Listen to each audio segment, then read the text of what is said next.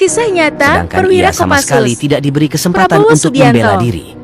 Prabowo kala itu benar-benar berada dalam kondisi terjepit. Setelah apa yang ia lakukan selama ini untuk negeri, bangsa dan tanah air. Setelah apa yang ia perbuat selama hidupnya untuk militer, dan setelah apa yang ia korbankan untuk rakyat, kini ia malah dikeroyok beramai-ramai. Yang tak dapat dipercaya adalah bagaimana sejumlah perwira tinggi dengan tegak hati menyebarkan isu kepada masyarakat bahwa Prabowo Subianto adalah penanggung jawab dari seluruh rangkaian peristiwa yang terjadi sepanjang Mei 98. Sungguh, itu adalah pembunuhan karakter yang sangat keji. Tak hanya sampai di situ, dan ini menjadi bukti kejahatan fitnah. Prabowo pun ditamatkan karirnya pada 25 Mei 1998. Prabowo yang selama ini sudah mengorbankan seluruh jiwa dan raganya untuk bangsa Indonesia, tiba-tiba harus mengalami ujian yang sangat-sangat pahit.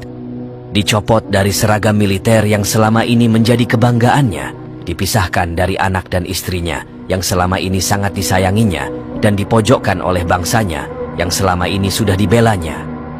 Posisinya kala itu benar-benar hancur. Sebagai seorang istri, Titik Soeharto tahu saat itu suaminya hanya sebagai korban fitnah, tapi tak bisa berbuat banyak.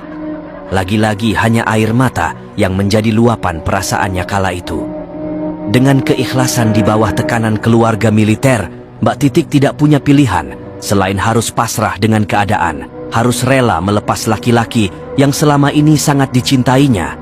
Kabar duka itu terdengar oleh seorang sahabat Prabowo yang berada jauh di negeri Padang Pasir sana, putra mahkota Yordania, Pangeran Abdullah. Ia mengajak Prabowo tinggal di negaranya. Bagi Pangeran Abdullah, a friend in need is a friend indeed. Teman sejati ketika kesulitan. Tidak ada pilihan lain bagi Prabowo selain harus menerima tawaran temannya itu, karena negara ini seperti sudah tidak menginginkannya lagi. Dengan langkah berat, pada bulan September 98, ia terbang ke Amman, Yordania. Di Jordania, Prabowo diperlakukan sangat spesial karena temannya Pangeran Abdullah merupakan putra mahkota dari Raja Yordania. Namun Prabowo menolak untuk dispesialkan. Ia memilih diperlakukan biasa saja, hidup sederhana dan bepergian dengan taksi. Di negara Jordania, Prabowo mulai membangun lagi dirinya yang sudah jatuh ke titik terdalam. Hal-hal berat yang telah menimpanya perlahan ia lupakan. Prabowo di Amman belajar bisnis, belajar bahasa Arab, dan dihargai oleh pangeran-pangeran Arab. Pangeran Abdullah begitu senang terhadap Prabowo, sehingga Prabowo mendapat tawaran status kewarganegaraan. Tak hanya itu, Prabowo juga ditawarkan jabatan menjadi penasehat militer Yordania. Akan tetapi tawaran itu ditolak oleh Prabowo. Prabowo menyatakan bahwa dia adalah warga negara Indonesia dan tidak akan pernah berubah. Prabowo juga membangun bisnis bersama adiknya yang telah lama menggeluti dunia bisnis, Hashim Joyo Hadikusumo. Berkali-kali Prabowo ingin kembali ke Indonesia, namun beberapa temannya melarang karena rentetan fitnah masih berseliweran. Semua diarahkan ke Prabowo. Perlahan tapi pasti, Prabowo yang sudah jatuh ke tingkat terbawah perlahan bangkit dan kembali ke tanah air yang sangat dicintainya.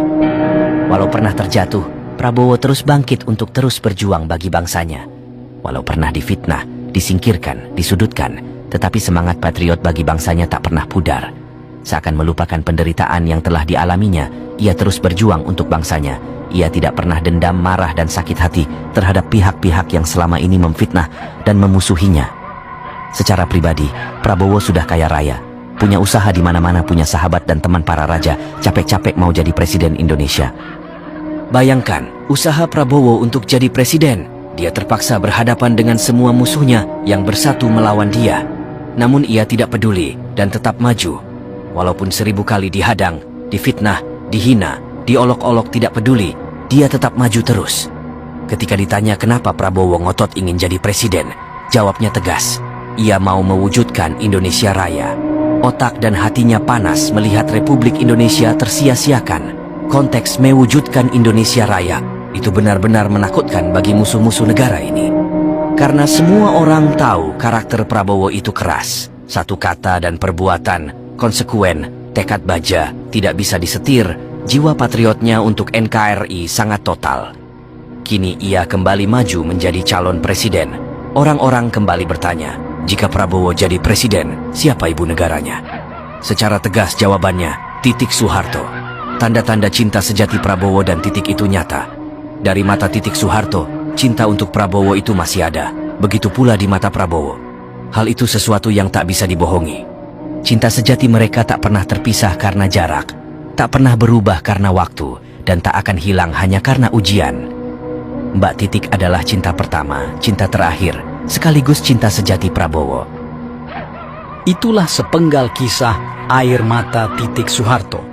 Kisah ini adalah bukti dari kisah cinta sejati dan pengorbanan Titik bersama Prabowo. Mereka adalah contoh dari pasangan yang tidak mudah menyerah dan putus asa. Mereka juga adalah inspirasi bagi banyak orang yang mengalami masalah dalam hubungan percintaan.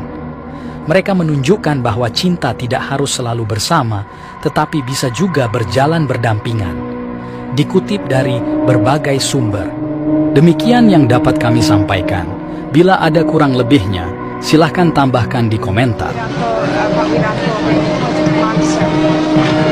can say that there's I think a younger generation, but we've served on the average 28 years, so we're not that young, you know.